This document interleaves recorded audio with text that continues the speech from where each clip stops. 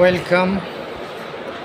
আমি বাংলাদেশ ছেলে গুড কবির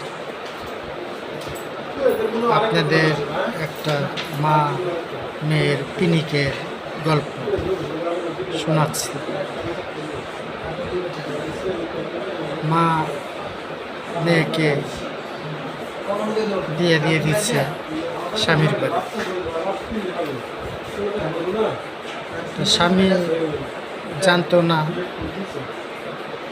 সে কখনো খোঁজখবর নেয় না যে মেয়ের আগে একটা বিয়ে হয়েছে।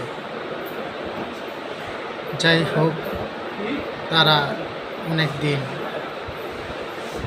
তার হাজব্যান্ডও মানে স্বামী জেনে গেছে মেয়ের দুর্বলতা। এখন সে চাচ্ছে যে আমি একটা মেয়েকে এত কষ্ট রোজগার করে খাওয়ার পরেও সে ভালো থাকাকালও সে বিভিন্ন ঝামেলা করতেছে। স্বামী যদি কখনো কোনো ছেলেকে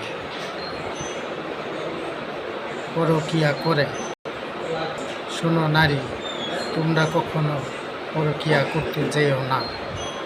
কেন? আল্লাহর কোরআনে বিধানে লেখা আছে একটা ছেলে 4টা বিয়া করার অনুমতি আছে। তুমি যদি নারী ভাগ্যবতী হও, তাহলে তোমার স্বামী আবার ফিরে আসবে তোমার কাছে। তুমি কখনো পরকীয়া করতে যাও না। যদি আমার কথা মানো তো মানলাম। আর পুরুষ কখনো কোনো মেয়ের হুকুম মানার জন্য জন্মগ্রহণ করে নাই। অতীত নিজেকে চালাক ভাবনা আর ভাই মার কথা, কোনো প্রতিবেশীর কথা শুনে নিজের সংসার ধ্বংস করুন। এটা আমি নিজ চোখে দেখেছি, বহুত লোক ধ্বংস হয়ে গেছে। ইচ্ছা করলে তোমার স্বামী তুমি নিজে আওতায় রাখতে পারো।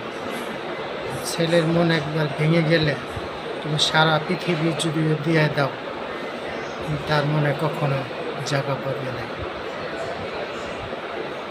তুমি সন্তান আছে থাকাকালও যদি পরকীয়া করো